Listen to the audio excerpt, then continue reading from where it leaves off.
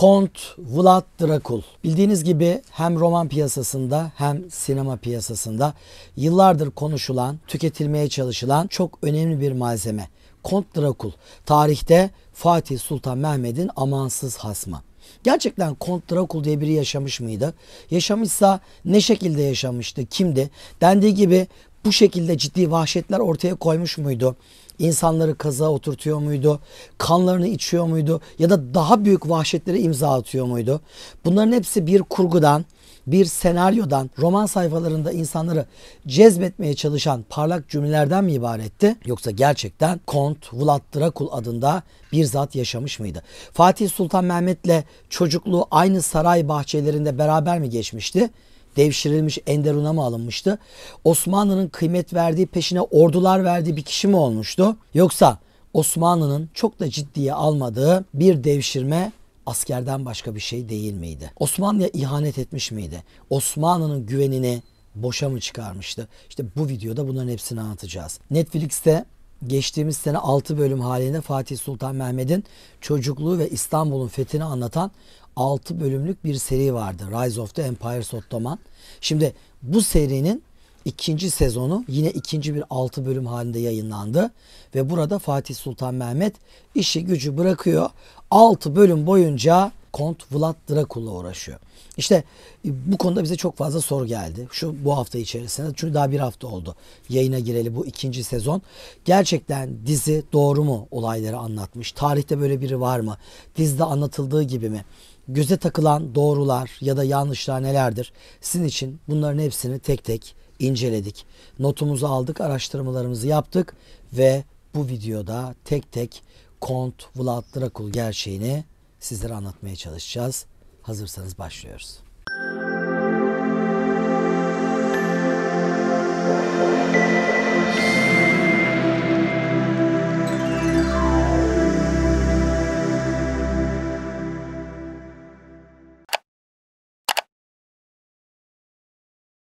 Osmanlı Devleti'nin Balkan fütühatında karşısında bulunan 4 tane önemli bölge var. Bunlardan bir tanesi Eflak, diğeri Boğdan, bir tanesi Bosna, diğeri de Hersek. Unutmayalım, Fatih Sultan Mehmet'in fütühat hareketleri döneminde bu 4 önemli coğrafya Osmanlı'ya katılmıştır. Bosna, Hersek, Eflak ve Boğdan. Normalde Eflak ve Boğdan'ın Osmanlı himayesine girmesi Fatih Sultan Mehmet'in babası Çelebi Mehmet'in oğlu 2. Murat döneminde olacaktır. Sultan 2. Murat dediğimiz zaman İstanbul'u defalarca kuşatan, Balkanlarda bir hayli ilerleyen 1444 Varna 1448 2. Kosova Savaşı'nı kazanan o büyük hükümdar aklımıza gelecektir. Ben size bu videomuzun ilk bölümünde Kont Drakul'un hayatını anlatacağım hızlı bir şekilde. Kimdi, babası kimdi, nasıl siyasi hayata atıldı, Osmanlı ile tanışması, yetiştirilmesi, bunları anlatacağım. Bu ilk bölüm olacak. Hemen arkasından da bu bilgilerin ışığında Netflix'teki diziyi yorumlayacağız. Ve sizden de gelen çok güzel sorular var. Dizinin detaylarında bu soruların cevaplarını vermeye çalışacağım. Bakın her şey 1431 yılında başlıyor. Kont Drakul'un adı Vlad. Ama bu 3. Vlad. Baba ile oğul aynı ismi taşıyorlar. Karıştırmayın. Kont Drakul dediğimiz şu meşhur şahsiyetin babası 2. Vlad. Kont Drakul ise 3. Vlad. 2. Vlad 1431 yılında bulunduğu Eflak bölgesindeki kendi çevresiyle bir darbe düzenlemiş ve bütün ipleri eline almıştır. Ejderler Birliği diye bir birlik kurmuştur. Drakul ejderha anlamına geldiği için ve kendisi de Ejderler Birliği'ni kurduğu için Drakul yani ejder lakabını da o dönemde alacaktır. Sonra bu lakap dolayısıyla kendi oğlu 3. Vlad'a Drakula, ejderin oğlu diyeceklerdir. Bakın hem ejder anlamına geliyor hem de şeytan anlamına geliyor. Yani daha çocukluğunda kendisine şeytanın oğlu da denmesi ileride yapacağı icraatları öğrendiğimiz zaman çok acı bir şekilde örtüştüğünü de görmüş olacağız. Çünkü ona kendi halkı Tepeş ya da Vlad Tepeş de diyorlar. Romenler Tepeş yani zalim de diyeceklerdir. Osmanlı ona kazıklı voyvoda diyecek. Hatta Osmanlı ona Keferenin Haccacı lakabı da takacaktır. Haccac var ya, meşhur, yani sahabeleri öldüren, çok kan döken, kan dökmesiyle İslam tarihinin erken döneminde meşhur olmuş. Keferenin Haccacı, Kazıklı Voyvoda. Bunlar Osmanlı'nın taktığı isimler. 1432 yılında bütün ipleri alan 2. Vlad tabii ki birliğini ve kuvvetini güçlendirdi ve bir 10 sene geçti. 1442 ve 1442'de Osmanlı'ya karşı ayaklandı. Eflak merkezli bağımsız bir devlet kurma hayali vardı. Tabii ki 1442'de Osmanlı tahtında Sultan II. Murat vardı. Karşılaşıldı. Osmanlı kuvvetlerine yenildi ve barış istedi. Bakın, devletler hukukunda bir kural vardır. İki topluluk, grup ya da devlet birbiriyle savaşır. Biri kazanır, biri kaybeder. Kaybeden kazanana şunu der: beni tahtımda yine idareci olarak bırakır mısın? Karşı tarafın insafına kalmış. Genelde büyük bir çoğunluğu onu tahtında bırakmadığı gibi onun kellesini alıp kendisine bağlı uydu bir kukla lider bırakıp öyle gider. Ama 2. Murat böyle yapmaz. Der ki 2. Murat'a 2. Vlad, beni der tahtımda burada yönetici olarak bırakır mısın? Bırakırım. Sonra ben Edirne'ye döndüğüm zaman, daha İstanbul fethedilmedi biliyorsunuz. Bana bir yamuk yanlış yaparsan o zaman ne yapacağız? Yani bunu demiyor 2. Murat da. Bunu dediğini varsayın. Çünkü illaki içinden bu geçecek. Daha o bunu demeden zaten 2. Vlad gerekeni biliyor ve teklifini yapacak. 3 oğlum var diyor. Bunlardan 2 tanesini size teslim edeyim. Büyük oğul bizim çok fazla bilmediğimiz, tarih sahnesinden erken çekilmiş bir delikanlı. Bunu sırası gelince anlatacağım. Ne zaman ve nasıl öldüğünü. Ortanca oğlan bizim bugünkü videomuzun konusu. Yani Kont Vlad Drakul. Osmanlı'ya teslim edildiğinde 12 yaşında. Bir de onun küçüğü Radu var. Radu ise 6 yaşında. Bak, 12 ve 6 yaşında. Zaten yani böyle 15'in üstünde bir çocuk alınmaz. Osmanlı eğitim sisteminde bu çocuk eğitilemez. Beyni yıkanmıyordu, geçmişi unutturulmuyordu ama devlet, Osmanlı eğitim sistemi bu çocuğa öyle bir yatırımı yapıyordu. Bu çocuk Osmanlı'yı seviyordu. Babasını, annesini, geçmişini bilse bile önüne açılan kapılar ona babasının açacağı kapılardan çok daha kıymetli ve yüksek olacağı için ve olduğu için Osmanlı'ya %99 itibarıyla ihanet etmiyorlardı. Enderun'dan çıkıp da ihanet eden elin parmaklarını geçmez. Bakın 1, 2 değil. Bir elin parmaklarını geçmez. O kadar azdır. Vlad 12 yaşında, kardeşi Radu 6 yaşında Osmanlı'ya tabi olurlar. Osmanlı da bu çocukları alıp zindanda yatırmaz. Çocukları niye alıyorlar anladınız değil mi? Yani garantörlük. Baba bir yanlış yapmasın Osmanlı'ya diye. Çünkü bir insanın en kıymetli şeyi nedir? Parası, pulu değil, malı, mülkü değil, evladıdır. Bu size yanlış gelmesin. Osmanlı padişahları şehzadeyken de yabancı devletlere garantörlük anlaşmasında emaneten verilmiştir. Mesela 1. Murat oğlu Yıldırım Bayezid'i İstanbul'a göndermişti. Romalıların elinde rehin tutulmuştu. Yani örnekleri var. Anadolu Selçuklu'da Gıyasettin Keysüre, 1. Gıyasettin İstanbul'a rehin gitmiştir. Bir dönem kalmıştır yani. 2. Kılıç Arslan küçük oğlunu rehin veriyor. Ben size bir yanlış yapmayacağım, bir sıkıntı meydana getirmeyeceğim diye. Savaşmazlık anlaşması. Bu önemli. Tabii bu çocuklar zindanda yatırılmıyor. Osmanlı eğitim sisteminde en kaliteli okullarda okutuluyor. Çocuklar geldikten sonra Kütahya'ya gönderiliyor. Kütahya Osmanlı'nın eğitim sancağı. Bir ara Kütahya'da kalıyorlar. Sonra bir ara Tokat'a gönderiliyorlar. Mesela ben Tokat'a çok gittim. Tokat'ta maalesef böyle bir anlayış var. Birçok insan Kont Drakul'un Tokat'a gelip kaldığını biliyor ama şey gibi anlatıyorlar. İşte yaşını başını almış yetişkin bir insan, Osmanlı bunu esir etmiş. Tokat'a hapsetmiş. Tokat'ta 4-5 sene hapis yatmış. Hayır. Ya getirildiğinde 14-15 yaşlarındaydı. Kütahya'da kaldı birkaç sene. Oradan Tokat'a geldi. Tokat'ta kaldı. Eğitim gördü kardeşiyle beraber. En son Edirne'ye gönderildi. 2. Murat'ın başkenti Edirne'ydi.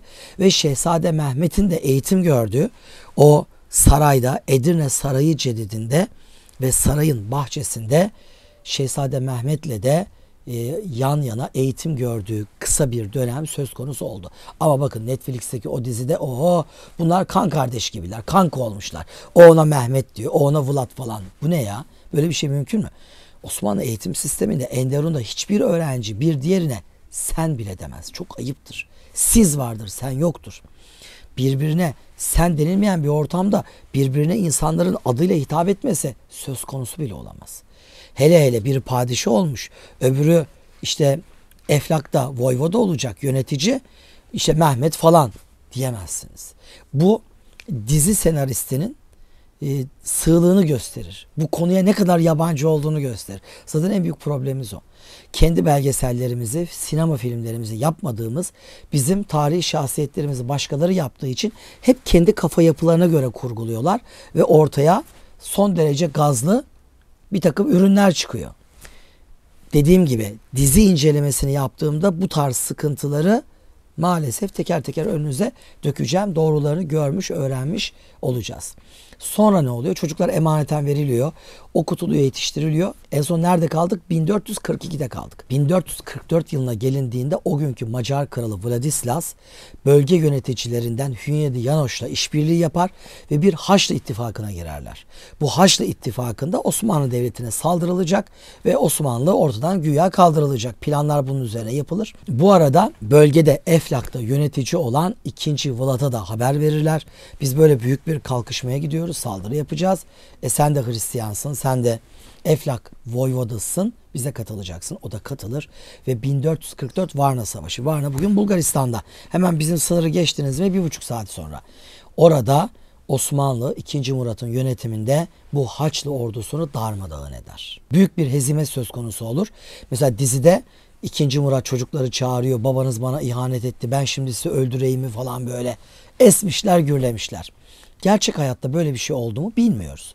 Ama Osmanlı'nın genel eğitim sistemine, devlet yapılanmasına bu tarz durumlara yaklaşımını bildiğimiz için, 2. Murat'ın duruşunu bildiğimiz için ufacık çocukları çağır, bağır, çağır. Babanız bana ihanet etti. Ben şimdi size ne yapayım falan. Bana biat edeceksiniz, yemin edeceksiniz. Saçma böyle şeyler. Böyle şeylerin bir örneği yok ki bu da oldu diyebilelim. Ama baba özür diliyor. Evet böyle bir hata ettim. Siz de Varna'da bizi yendiniz. Bir daha yapmayacağım diyor. Ve 2. Murat özür kabul edip onu tahtında tutmaya devam ediyor. Çocuklar yine yanında. Aradan 2 yıl daha geçiyor. 1446. Bu kez Kral Frederick'le Hünyedi Yanoş yeni bir ittifakla Osmanlı'ya bir daha saldırmak istiyorlar. Hazırlıklar tamamlanıyor. 2. Vlad'a haber gönderiliyor. Bizimlesin bir daha saldırıyoruz. Hani yenilen güreşçi yenilmeye doymaz ya. Bunlar da bir daha saldırmak istiyorlar. 2. Vlad hayır diyor. Ben bir hata yaptım. Bir daha hata yapamam. 2 tane oğlum onların elinde. Ben sizinle beraber olmayacağım diyor. Bunun üzerine Hünyedi Yanoş ordusuyla Eflak'a giriyor.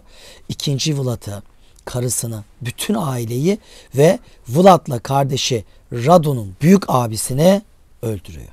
2. Murat'ın saltanat yıllarında ikinci büyük bir Haçlı seferi daha var. Bu da bu anlattığım olaydan 2 sene sonra oluyor.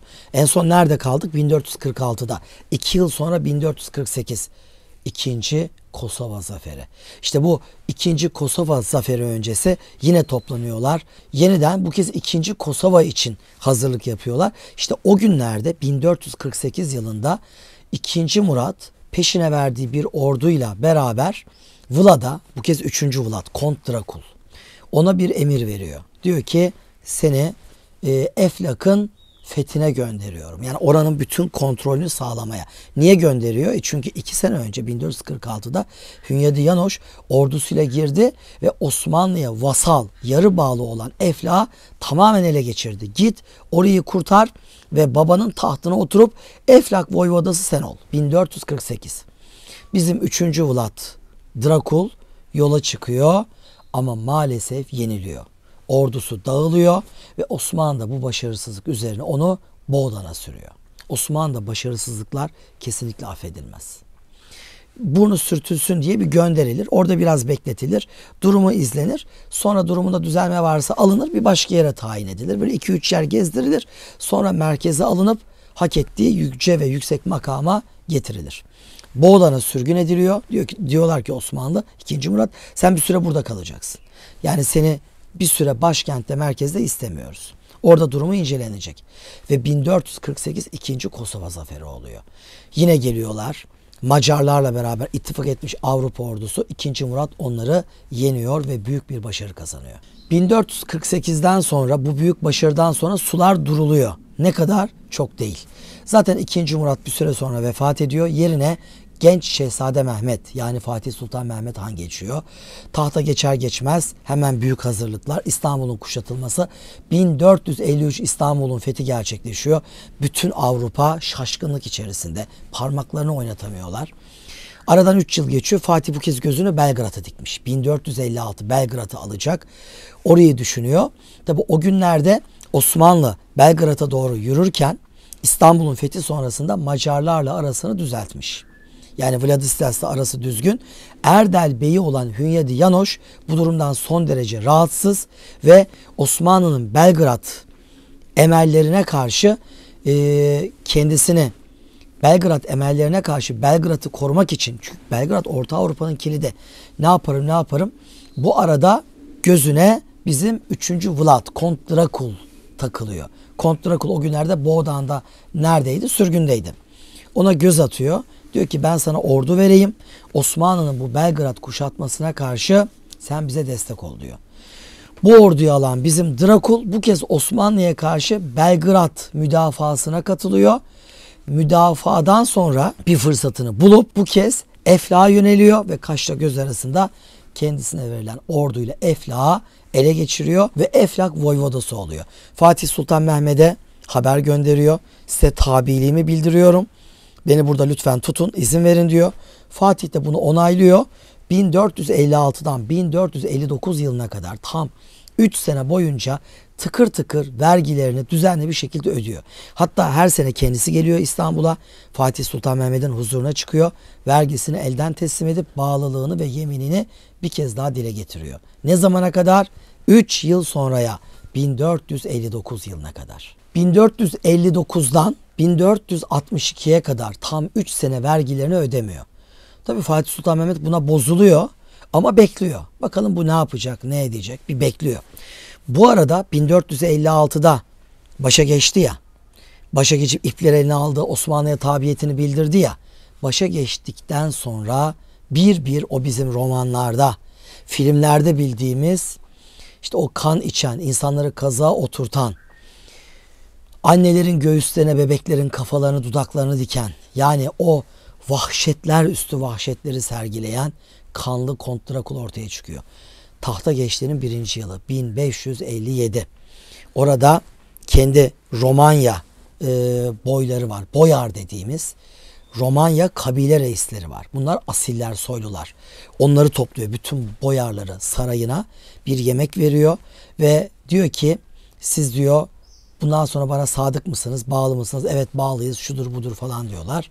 O da diyor ki yemeğin sonunda unutmayın. Her zaman infazlar yemekten sonra olur. Aç karnına kimse kimseyi öldürmez. Genelde tarihte karın doyurulur, ondan sonra infaz edilir. İlginç ama böyle. Yemek yedirildikten sonra, bu konuşmadan sonra Vlad, Kont Drakul dönüyor bunlara. Diyor ki siz babama ihanet ettiniz. Kardeşlerim öldürülürken sessiz kaldınız. Müdafaa etmediniz diyor. Ve ben sizi öldürteceğim. Askerler hazır zaten bekliyorlarmış. Hemen askerler yemek salonuna giriyorlar. Her asilzadenin başına bir tanesi çöküyor. Bunları yaka paça sürükleyerek dışarı çıkarıyorlar. Kazıklar hazırlanmış ve kazıklara tek tek oturtuluyor. Bu arada kusura bakmayın, video içinde maalesef benim de anlatmaktan hiç hoşlanmayacağım, sizin de dinlerken bir hayli rahatsız olacağınız bir takım tasvirler olacak. Bunları mümkün olduğu kadar üstü kapalı anlatmaya çalışacağım ama mecburum, bunları da konuşmak zorundayız. Çünkü bu adam bir vahşi. Netflix'teki bu dizide beni en çok rahatsız eden şeylerden bir tanesi, adamın vahşetini yabancı yorumcular var. Bu bir belgesel dizi biliyorsunuz. Ara ara bir takım yabancı yorumcular devreye giriyor. İşte anlatımlar yapıyorlar. Sonra oradan tekrar kurguya geçiliyor. Canlandırmalara geçiliyor. Ben baktım birkaç tane yabancı konuşmacı konuşmalarının arasında gizli kapaklı Kont Drakul'un kan akıtmasını bayağı legalleştirdiler yani. Evet vahşiydi, kan döküyordu ama hemen böyle bir amalar yapıştırıldı. Ama şöyleydi, ama böyleydi. İşte çocukluk travmaları vardı. Çocukken inşaata götürmüşlerdi diyecekler. Tövbeler tövbesi, bu nedir ya? Yani bir Kont Drakul güzellemesi vardı, aklınız hayaliniz durur ya. Ayıptır ya. Ya adam zalim, hain. Adamın neyinin güzellemesini yapıyorsunuz? Geleceğiz. Onları da anlatacağım ben size. Kaza oturtma diye bir vahşi işkence metodu var. İşte tahta kazıklar hazırlanıyor. Hazırlanmış tahta kazıklar. Valla burada bakın, size kendi odunluğundan yapıyorum bu yayını. Yayını yaparken düşünmemiştim böyle bir şeyi size göstereyim edeyim diye ama anlatırken kafamı bir çevirdim, gözüme takıldı. Tarlada fasulye sırıkları olsun diye zamanında uzun böyle sırıklar yaptırmıştım. Yani gözüme takıldı, geldi. Bunlar benim fasulye sırıklarım ama tabii üzerine yağmur yağ bunlar çürüdüler. Gördüğünüz gibi bakın.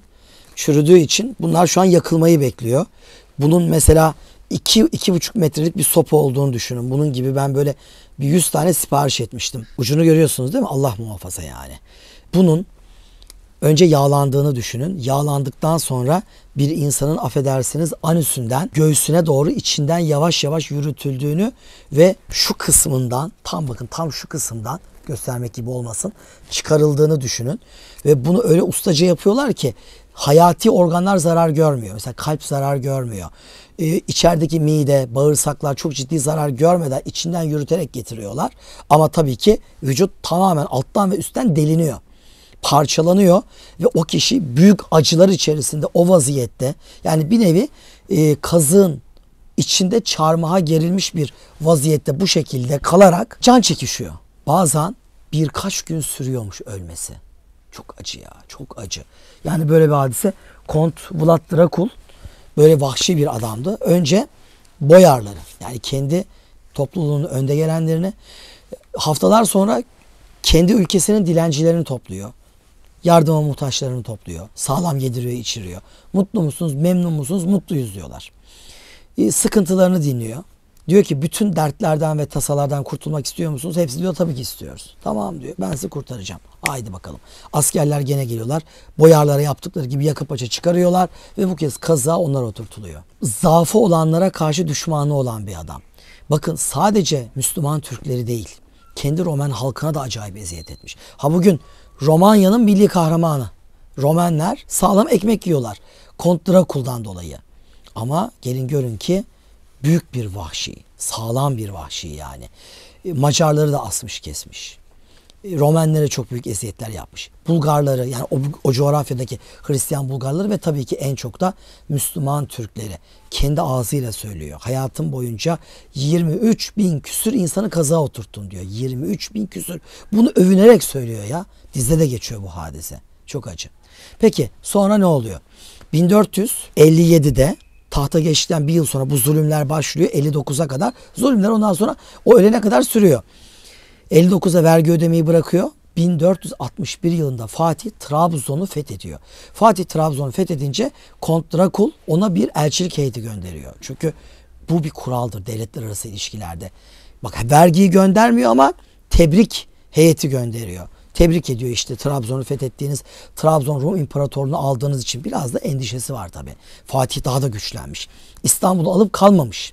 Trabzon'u almış adım adım bütün düşmanlarını temizleyecek.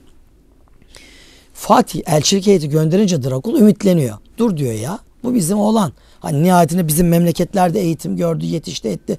Türk örflerini, ananelerini, kültürünü bizi biliyor diyor.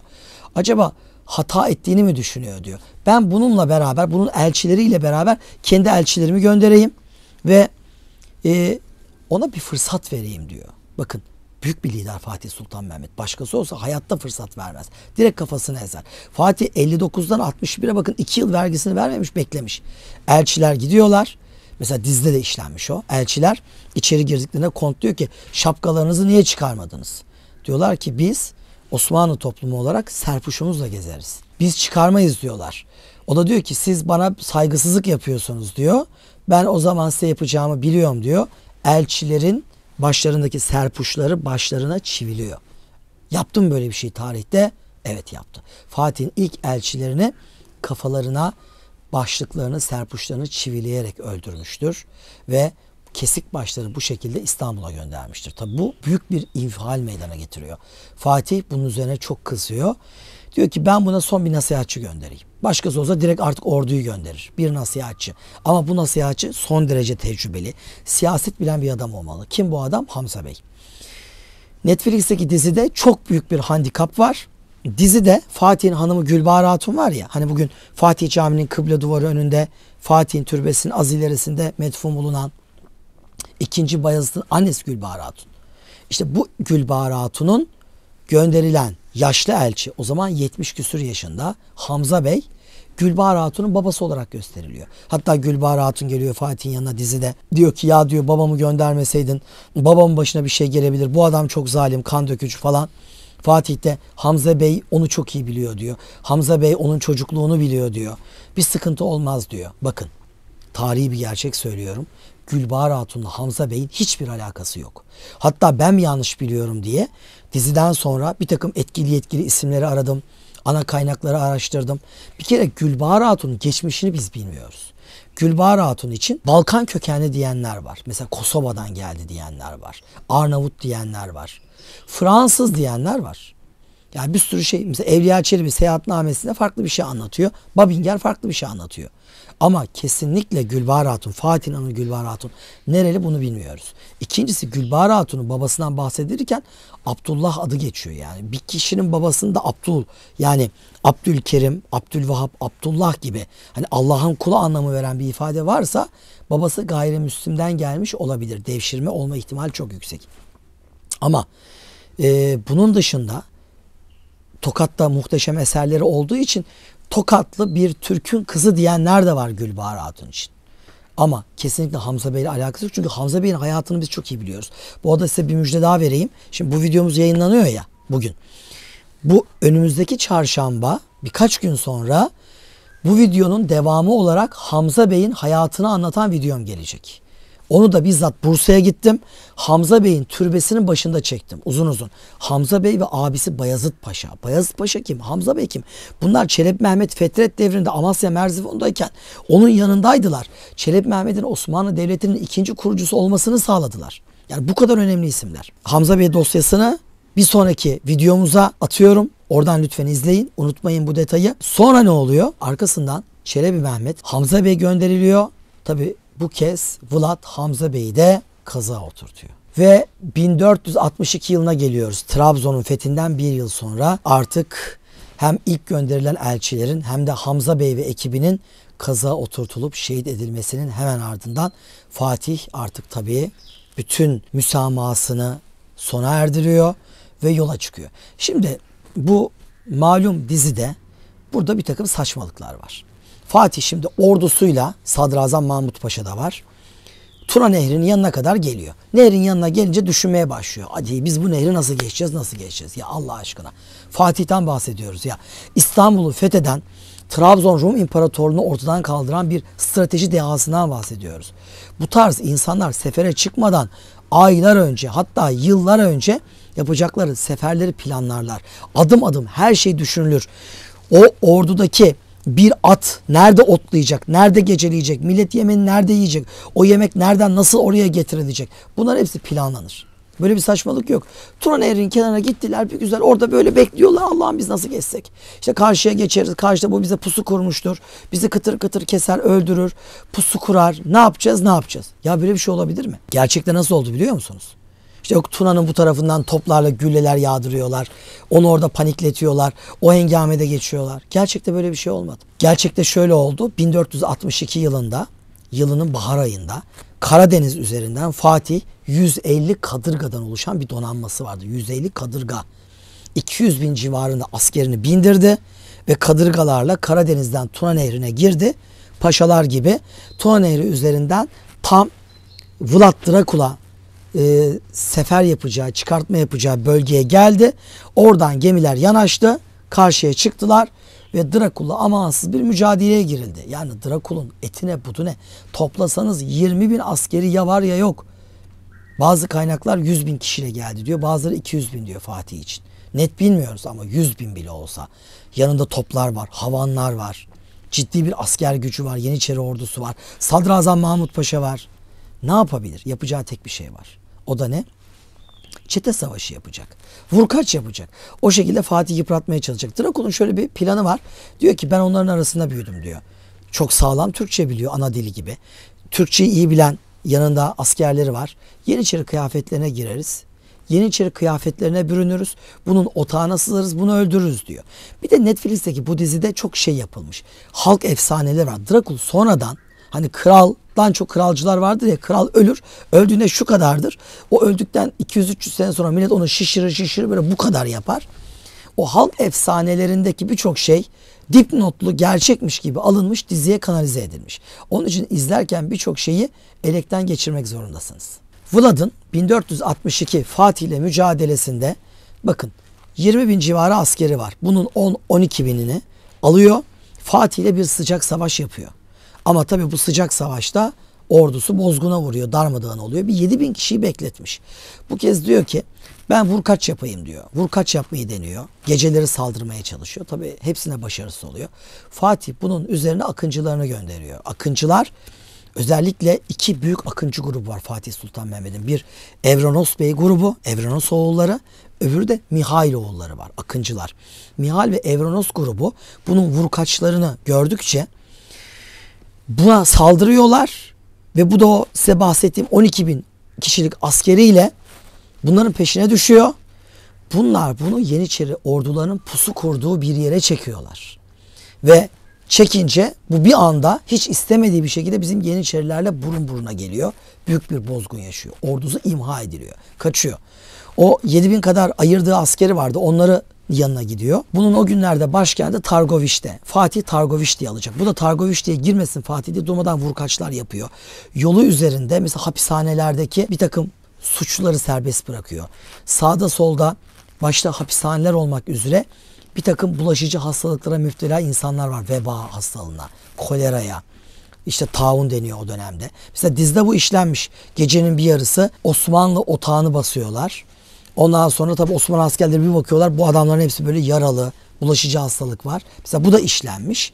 Tabii diziye göre işlenmiş. Bunları saldığını ama Osmanlı'ya çok bir ciddi bir zararın olmadığını biliyoruz. Bir de dizide bakıyorsunuz ordugahta Mahmut Paşa, sanırsınız bizim yanık teenager oğlanlar gibi kafalar açık böyle geziyorlar ediyorlar. Ya Osmanlı'da bu adam sadrazam ya. Sadrazam saçı başı açık gezemez. Yani ordugahta askerin arasında, yani bunları herhalde dizinin senaristleri ya da kurgu yapanları hiç görmüyorlar, hiç bilmiyorlar yani. O hitaplar, davranışlar birbirlerine. Tuhaf. Tabi dizi 6 bölümden oluşuyor. Çok uzun. Sanırsanız Vlad, Fatih Sultan Mehmet'in dengi. Dizide beni en çok rahatsız eden konulardan biri bu oldu. Fatih'in dengiymiş gibi göstermişler. İşte bakın Fatih Sultan Mehmet çağ açıp çağ kapamış, İstanbul'u fethetmiş, resmen bir imparatorluk kurmuş. Vlad Drakul dediğiniz adamın etine budune. Yani dizide en çok rahatsız olduğum konulardan biri buydu. Fatih Sultan Mehmet'e sanki protokolde denkmiş gibi gösterilmiş. Ve 6 bölüm boyunca Fatih bununla uğraşıyor. 6 bölüm. Yani sanki böyle yıllarca sürmüş gibi. Yıllarca. Ya bu adam dağa çıkmış, eşkıyalık yapmış, vurkaç yapmış bir adam. Bu yani.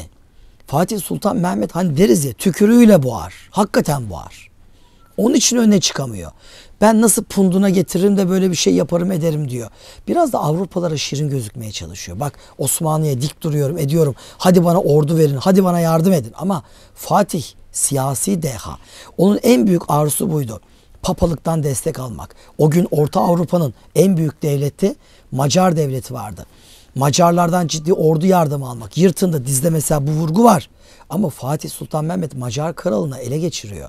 İkna ediyor. Macar kralı nasıl ele geçiriyor Fatih? Dizide Mara Despina'yı, üvey annesini gönderiyor. Maşallah üvey anne o Netflix'teki bu 1. sezonda olduğu gibi 2. sezonda da Fatih ile Atbaşı devleti beraber yönetiyorlar. Bakın o zaman da çok tepki vermiştim. Mara Despina'yı özellikle cilalamışlar. Yani Mara Despina oğlunun yanında sanki Fatih'in gerçek annesiymiş gibi bir yaklaşım var, bir durum var. Bilmeyen, izleyen sanır ki Fatih'in gerçek annesi. Bu doğru değil. Mara Despina bir kere Fatih'in zaten annesi değil. Fatih Sultan Mehmet doğduktan tam 3 sene sonra 2. Murat Mara Despina ile evlendi. Onun için %100 annesi değil. İkincisi 2. Murat döneminde bu kadın sarayda 2. Murat'ın yanında, daha çocuklarının olup olmadığını bile bilmiyoruz. Bu konuda hiçbir bilgi yok. Bu olaylar, size anlattığım olaylar ne zaman geçiyor? 1459, yani vergi vermeyi bırakıyor ve daha sonra Osmanlı'ya tamamen yenilip Macarlar tarafından birazdan esir edilecek Kont Vlad Drakul. O aradaki dönemde Serez'de, yani kendisi Sırp dükası Branković'in kızı. 2. Murat'la bunlar evleniyorlar. Daha sonra Sırp ülkesi tamamen Osmanlı'ya katılıyor. 2. Murat'la Edirne'de yaşıyor. Fatih İstanbul'u fethettiğinde bir süre İstanbul'da kalıyor. Daha sonra Fatih ona Sırbistan'a göndermek istiyor. Kısa bir süreliğine, hatta Selanik'te bir kiliseyi onun adına adıyor. Ama daha sonra vazgeçiliyor. Serez'e gönderiliyor. Yani bu kadın 1459'dan ta 60'ların ortalarındaki Macarlar tarafından hapsedilişine kadar Serez'de kalmıştır. Hiçbir zaman Fatih adına yok Macar kralına gideyim, elçilik yapayım, edeyim. Bunlar tamamen dizinin yalan kurguları. Ben size söyleyeyim yani. Böyle bir şey yok. Dizi tabii nihayetinde işin içinde Türk bir heyetle çalışmış olsa da dizinin senaristi, altyapıyı oluşturanlar tamamen yabancılar. Ve bundan dolayı orada bir parlaklık var, bir güç var. Fatih çok büyük bir adam. Bu güç nereden geliyor? Tabii ki Mara'dan geliyor. Bakın yıllar evvel bunu yine yaptı bunlar. Fransız yapımı Gözde diye bir film vardı. O zaman benim de yaşım küçüktü. Çok iyi hatırlıyorum. Tek kanal TRT'de oynamıştı. İkinci Murat dehadır değil mi? Büyük bir adamdır. Osmanlı'da çok önemli bir padişahtır. İkinci Murat'ın bütün gücünü, kabiliyetini, yaptığı bütün icraatları annesi Nakşidil Sultan'a verdiler. Ve dediler ki bu Fransız. Fransa'da gördüğü bütün çağdaşlığı, büyüklüğü oğluna empoze etti. Anlattı. İkinci Murat'ın yaptığı her şey Fransız anneyle alakalı. Osmanlı'da bir numara yok dediler. Şimdi aynı şey yapılıyor. Mara Despina bütün her şeyi o çözüyor. Gidiyor geliyor. Sarayda işte casus kız var. Hemen onu gözlüyor. Casus kızı yakalıyor. Kendi eliyle zehir içirip öldürüyor. Böyle bir şey var mı ya? Osmanlı Devleti'ni siz ne sandınız?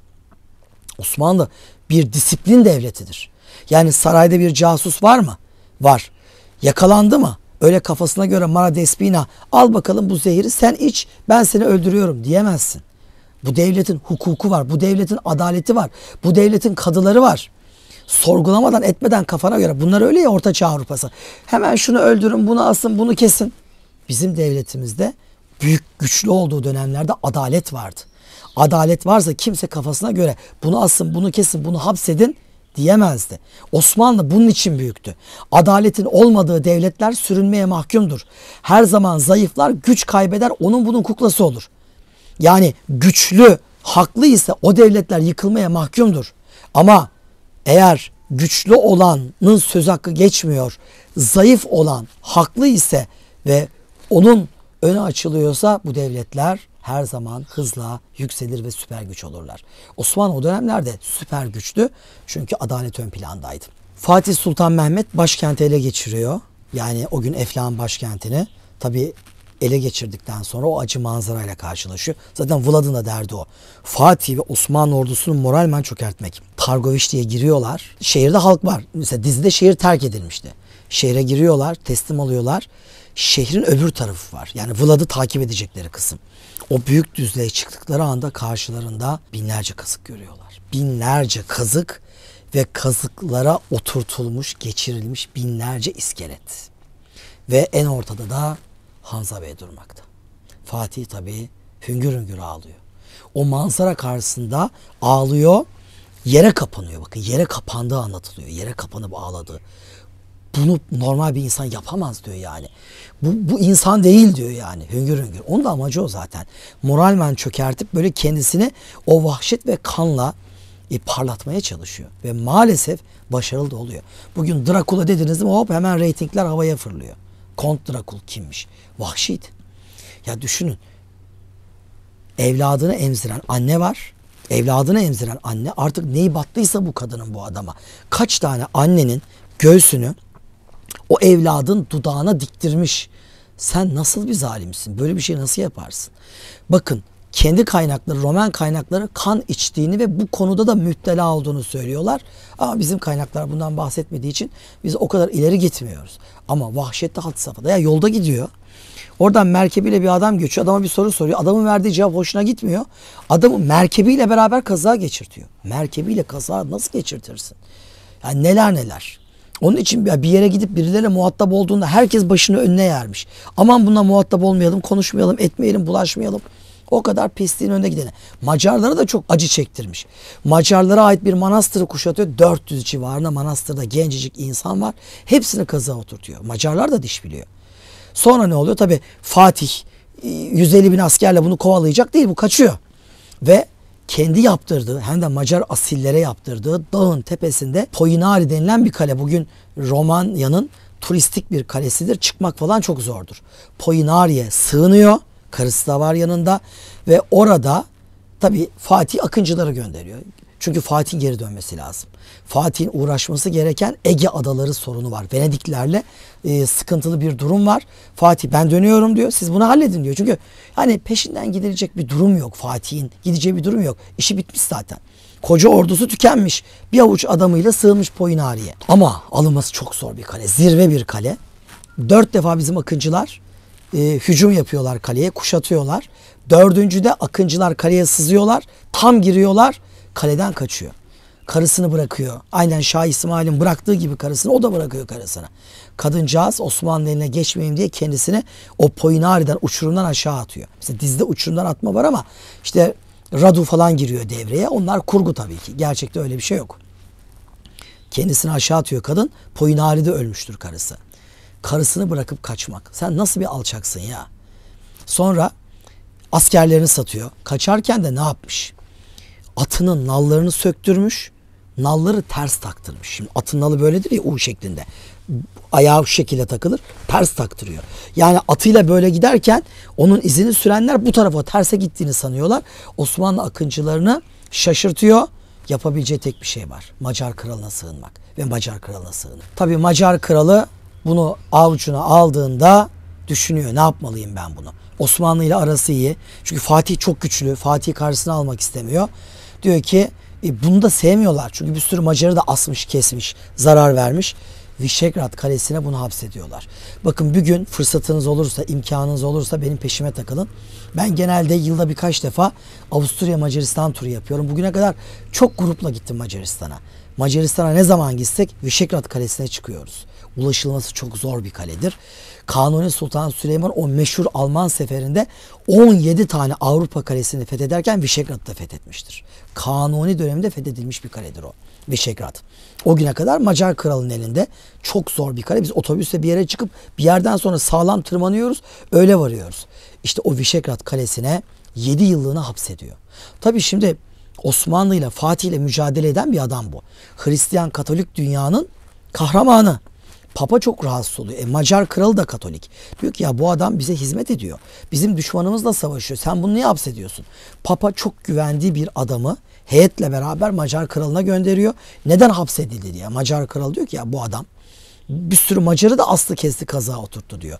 Bir de o günlerde ilginç bir şey oluyor. Bir mektup konusu söz konusu oluyor. Ne kadar doğru bilmiyoruz. Kont Drakul Fatih Sultan Mehmet'e mektup yazıyor. Macaristan'dan. O bulunduğu yerden, Macar sarayından. Diyor ki ben Macar sarayının ordusunun bütün detaylarını, gizini öğrendim. Senden özür diliyorum. Büyük hata ettim. Artık tekrar senin dostun olmak istiyorum. Senin adına, senin hesabına çalışacağım. Macaristan'ı ve Macar ülkesini ele geçirmek için sana her türlü istihbaratı vermeye hazırım diye mektuplar gönderiyor Fatih'e. Fatih de ne yapıyor? Bu mektupları Macar kralına gönderiyor. Bugün hala tartışılıyor bu konu, biliyor musunuz?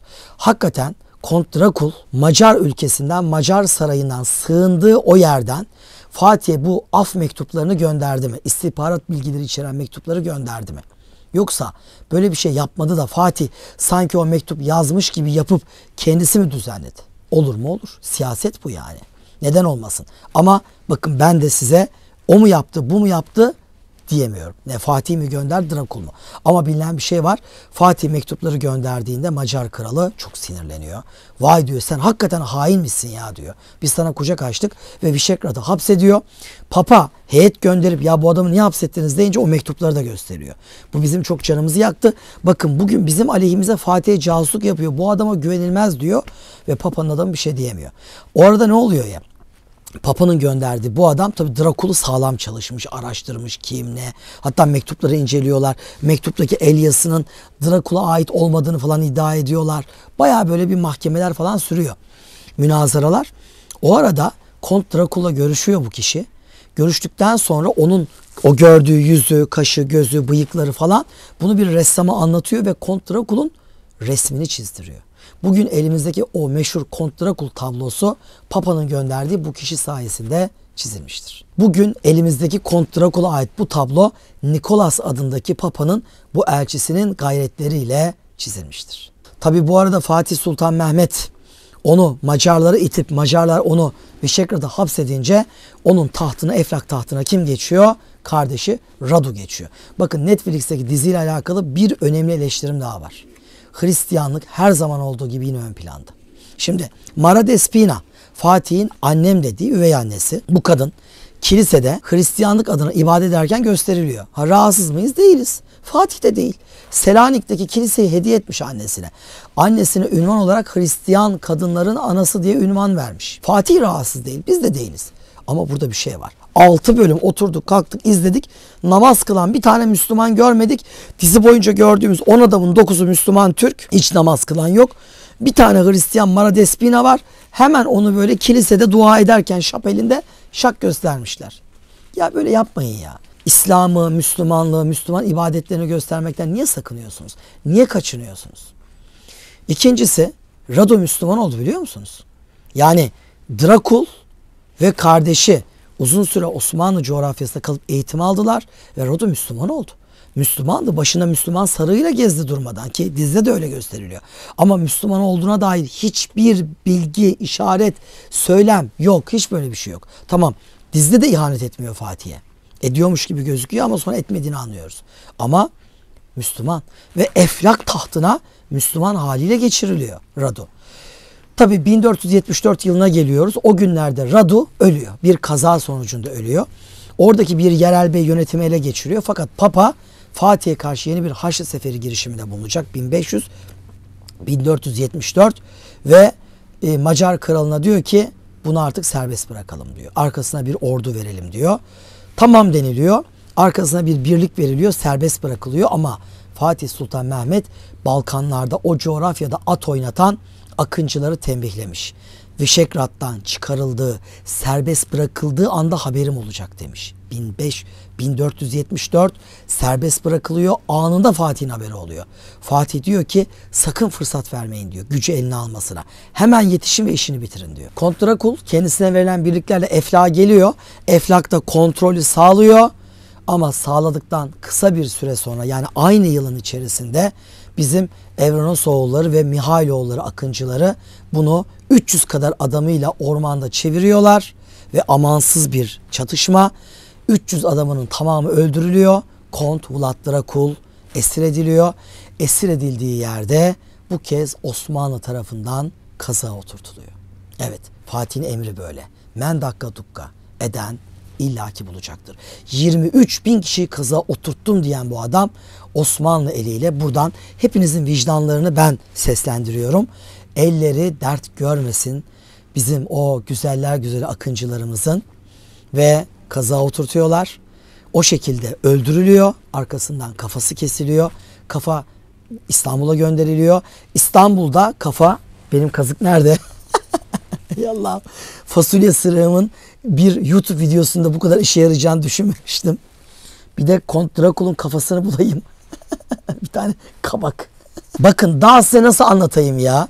Yani bakın özel sembollerle anlatıyorum olayı. Kafasını kazığa oturtuyorlar ve bu şekilde sokak sokak gezdiriyorlar. Kafa gezdiriliyor. Daha sonra herkesin görebileceği bir yere ibret taşına, Senge ibrete konuluyor. Orada sergileniyor.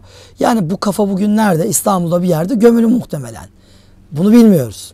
Ama vücut bir bataklığa atılıyor. Kazığımı şöyle koyayım kenara. Vücut bir bataklığa atılıyor. Bir süre bataklıkta kalıyor. Bir süre sonra zayıf rivayetler ama bataklıktan vücudun çıkarıldığı bir manastırın bahçesine gömüldüğüne dair rivayetler var. Bir de 2014 yılında ilginç bir keşif yapıldı. Ne kadar doğru bilmiyorum. İtalyan bir kız öğrenci tez hazırlıyordu. Napoli'ye gitti. O meşhur büyük Napoli katedralinde fotoğraflar çekerken katedralin o bahçesinde mezar şapelleri var. Orada bir takım mezarları fotoğraflıyor. Çektiği fotoğraflardan biri Vlad ve dönemini inceleyen akademisyen bir grubun havuzuna düşüyor. Onlar bir ejderha rölyefi görüyorlar lahitte. Onlar da böyle bir duyum almışlar. İşte Vlad aslında Osmanlı'ya hiç yakalanmadı. Kızı tarafından İtalya'ya kaçırıldı. Yani Venedik'e. İşte Napoli krallığına sığındılar. Orada yaşadı, orada öldü diye. Çok zayıf bir rivayet. Kızı tarafından Napoli'ye kaçırıldı. Napoli'de yaşayıp öldüğü ve mezarının Napoli kilisesinin bahçesinde olduğuna dair, ama elimizdeki verilerin %95'i öldürüldüğünü ve başının İstanbul'a getirildiğini söylüyor. Zaten Romanya'da kendi halkının da inandığı, bildiği şekilde bir manastırda da bir makam mezarı söz konusu. Şimdi mesela dizide bana bu soru sorulmuş. Kitabı açıyor. Fatih o zaman daha çocuk. Kont Drakul da çocuk. İkisi beraber oynuyorlar.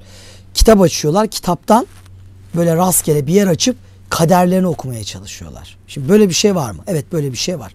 Biz buna İslam literatüründe tefevül diyoruz. Tefevül. Tefevül Kur'an-ı Kerim'den yapılır. Kur'an Allah kelamıdır. İnsanlar bir takım böyle müşkillerinde, sıkıntılarında istişare dediğimiz farz, meşveretle bir şeyi çözemezlerken tutup der ki ya Rabbi, yani ben bu işi nasıl çözeyim der. Duasını yapar, kitabı açar. Çok yapılan bir şey değildir ama yapılmıştır tarihte.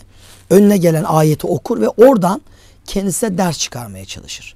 Kur'an-ı Kerim'den sonra tefevvülde kullanılan en önemli ikinci kitap Mesnevi'dir, biliyor musunuz? Mevlana Hazretleri'nin Mesnevisidir. Mevlana'ya ve Mesnevi'ye bu kadar kıymet verilmiştir. Ama tabii dizide ben hakikaten güldüm. Fatih'le Kont Drakul çocuk halleriyle tefevvül yapıyorlar. Neden? Homeros'un İlyadası'ndan. Ya Allah aşkına. İlyada'dan tefevvül. Böyle bir şey yok yani. İşte dedim ya, yapımcılar yabancı olunca diziyi hazırlayanlar edenler hep böyle bir kendilerine yontma var. Yani Kur'an'ı ele alma yok. İlyada olacak o. Tamam, İlyada ve Odessa'yı Fatih'in orijinal Latincesinden okuduğunu biliyoruz. Truva'da kazılar yaptırdığını biliyoruz İlyada'da anlatılan. Biz bunları biliyoruz ama İlyada'dan tefevvül bu nedir ya? Böyle bir şey saçmalık yani, böyle bir şey yok. Mesela dizide hep Avrupa'yı bir takım mevzulara gönderme var. Ne var mesela? İşte Kont Drakul Fatih'e saldıracak. Fatih'in ordusu büyük. Ne yapıyor? Direkt çadırına saldırayım. Fatih çadırında öldüreyim. İşte Fatih anlatıyor bunu. Diyor ki tarihte diyor 3. Darius ve Büyük İskender Savaşı. İssos Savaşı'nda İskender Darius'un direkt çadırına saldırdı. Çünkü sayısı azdı diyor. Darius'a karşı işte o da bu metodu uygulayacak diyor. Ama ben Darius değilim. Ben İskender'im falan diyor Fatih. Orada böyle bir konuşma var. Hemen orada bir İskender'e öykünme. Biliyoruz. Fatih çocukken Büyük İskender'i okumuştu. Çok çok iyi biliyorlardı. Ama nihayetinde bunlara özenmiyorlardı. Mara Despina dizide Macar kralıyla görüşürken orada bir diyalog geçiyor. İşte Mara Despina Macar kralını eziyor. Diyor o büyük Roma İmparatorluğundan geriye hiçbir şey kalmadı. Yani Fatih bunu yaptı. Ayağına denk al, sana da yapabilir diyor. Orada son Roma İmparatorluğu'nun geriye bir tek çizmeleri kaldı. Mor çizmeleri diyor. Cesedi bile bulunamadı falan diyor. Aslında Fatih Sultan Mehmet ve Osmanlı ordusu İstanbul'un fethinden hemen sonra Roma İmparatorluğunu bulmuşlardır. Kılık değiştirmiştir ama ayaklarındaki çizmeler mor, erguvan rengi çizmeleri durmaktadır. Fatih oradan tanır ve bu son Roma İmparatoru bugün Şehzade Camii'nin arka tarafında bulunan bir bölgeye gömülmüştür. Yani yeri de bellidir. Osmanlı'nın son döneme kadar son imparatorun mezar yeri diye halk arasında konuşulan bir yerdir. Maalesef bizim Cumhuriyet dönemi inşaat faaliyetlerinde Osmanlı'nın gözü gibi koruduğu son imparatorun mezar yeri yok edilmiştir. Dizi içerisinde bizim ülkemizden de yorumcularımız vardı. Katkı sağladılar. Ben çok teşekkür ediyorum kendilerine. Yalnız burada üzücü bir konu var. Dizide yorumculardan bir hanımefendi haremdeki casus kadınlardan bahsetti. İşte Osmanlı Sarayı'nda zaman zaman casus kadınlar söz konusuydu ve bunlar öldürüldü diye. Bakın bunlar söylenti. Böyle bir şey gerçekte olmadı. Yani elbette haremden yamuk, sıkıntılı insanlar çıkabilir. Çıkmışsa çera edilir ya da gönderilir. Yani uzun süre tutulmaz. İşte casustu, alındı, öldürüldü. Yok ayağına taş bağlandı. Ya ben çocukluğum boyunca bu yalanlarla büyütüldüm. Çocukken benim hayalim neydi biliyor musunuz? Turlarda gruplara da söylüyorum. İleride büyüyeceğim. Sonra dalgıç olacağım. Tüp takacağım. Sarayburnu'nda suya dalacağım. Ayağına taş bağlanmış o kızların cesetlerini suyun altından seyredeceğim. 10 yaşında bir çocuğun böyle bir hayali olabilir mi ya? Yazıklar olsun bunu bana anlatıp öğretenlere. Yazıklar olsun. Biz hep böyle öğrendik. İşte cariyeler bir yamuk yaptığı zaman ya da padişah onu odasına çağırdığında ay ben gelmeyeceğim falan dediği zaman hemen ayağına bir taş bağlıyorlarmış. Cuk Sarayburnu'na. Sarayburnu'ndan yüzlerce kız atılmış ayağında taşla suyun içerisine. Bakın ben söylüyorum size. Ayağına taş bağlanıp suya atılmış Sarayburnu'ndan. Bir tane kız yok. Bir tane. Biz böyle bir şey bilmiyoruz. Ama halk arasındaki rivayetler, masallar gerçekmiş gibi konuşulacaksa kusura bakmayın, böyle bir tarih anlatımında da ben yokum. Dizide çok rahatsız olduğum bir konu işgalci meselesi. Yani dizide Fatih'in ordusuyla babasının, dedesinin fethettiği topraklara gitmesi hep işgal olarak. Fatih'in işgal ordusu geldi. Fatih'in işgal ordusu şöyle girdi. Fatih'in işgal... Ayıptır ya. İşgal ne? Yani en azından bunu Türkçe'ye çevirirken fetih falan deyin yani. Hani başka ülkelerde neler söylüyorsanız. Yani bu anlamda diziye destek veren yerli yapımcılar, yorumcular, bilmiyorum yani bu konuda o işgal kelimesinden illaki rahatsız olmuşlardır. Bunu kesinlikle doğru bulmuyorum. Osmanlı işgalci bir devlet değildi. İşgalci bilakis kendileriydi. Sırpları Macarlar yutmak istiyordu. Çünkü Ortodokslu Sırplar. Osmanlı kurtarmıştır. Ve 600 sene boyunca Ortodoksluklarını muhafaza etmişlerdir. Bu mu işgalcilik Allah aşkına? Harem'de Elena diye bir kız var. İşte casusluk yapıyor dizide. Ve sonra bunu Mara Hatun yakalıyor ediyor. Kızı yanına çağırıyor. Senin adın ne diyor? Elena diyor. Böyle bir şey söz konusu olamaz. Osmanlı sarayına, haremine bir kız alınmışsa kalitesi görüldüğü için alınmıştır. Hizmetçilik yapsın diye değil. Bak kafamızdan şunu çıkaralım. Osmanlı haremi Duhteran-ı Hümayun denilen bir kız okuluydu. Duhter. Daughter'ı biliyorsunuz. İngilizce kız demek. Duhter, Farsça kız demek. Duhteran-ı Hümayun. Buraya alınan kızlar zaten hizmet ederek eğitim görür, adım adım yükselirdi. Yani oraya alınan kıza da hizmet etsin diye hizmetçi tutulmazdı. Oraya hizmetçi olarak alınmazlardı. İleride padişah ya da enderun öğrencilerine hanım olacaklardı. Dünyanın en kaliteli kadınları olarak yetişeceklerdi. Ama en kaliteli kadın olmanın yolu mutfaktan geçerdi. Osmanlı eğitim sisteminde erkek de kız da mutfağa girmek zorundaydı. Ayak işi yapmak zorundaydı. O tuvalete girip temizleyeceksin. O mutfağa girip bulaşık yıkayacaksın. Odun kıracaksın. O odunu taşıyacaksın. Kız da yapıyordu bunu, erkek de yapıyordu. Onun için hizmetçi kız diye bir şey yok. Zekisin, kabiliyetliysin. Osmanlı'nın bir takım sınavlarını geçtin, başardın, alınırsın hareme. Orada okutulursun. Haremde 4 çeşit kadın vardır bakın. 1. Padişahın annesi, valide sultan. Bir tanedir, 2 tane olmaz. 2. Padişahın eşleri. 3. Kalfa ve ustalar. Yani haremdeki kızları yetiştiren kadınlar, muallimeler, mürebbiyeler. 4. Cariyeler. Cariye dediğimiz eğitim gören kızlar. Enderun'daki o işte 7 sınıf, küçük oda, büyük oda, seferler dairesi, kuşhane, hazine, kiler, has daire gibi haremde de sınıflar vardır. Ve o sınıflarda kızlar adım adım yetişirler. En alttan gelen ayak işlerini yapar ve yukarı doğru yine hizmet ederek olgunlaşır ve belki bir gün bir padişahın eşi, bir padişahın annesi oluverir. Ha, adı değiştirilir mi? Tabii ki değiştirilir. Öyle Elena diye bir kız dolaşamaz. Alınır. Zaten hareme girmezden evvel Müslüman Türk bir ailenin yanında birkaç sene eğitim görür. Oralarda örfler, ananeler öğretilir. İslam'ı tanır, sever, Müslüman olur. Ona bir Müslüman ismi verilir. Ve hiçbir zaman Hristiyan ismiyle haremde ya da enderunda barınmaz. Onun için diziyi hazırlayan yabancılar keşke bu mevzuları bilen bizden bir tarihçiye sormuş olsalardı. Ha diyeceksiniz ya yorumcular var. Bakın yorumculara bu senaryoları sormuyorlar. Ben de kaç tane belgesele yorumcu olarak katıldım. Yani adam size çağırıyor. Talha Bey müsait misiniz diyor. Müsaitiz diyorsunuz. Tamam size bazı sorular soracağız diyor. Oturuyorsun. Adam sana soru soruyor. Sen cevaplarını veriyorsun. O sorduğu sorular değil senin cevaplarını kesiyor, biçiyor. Belgeselin içine gönderiyor.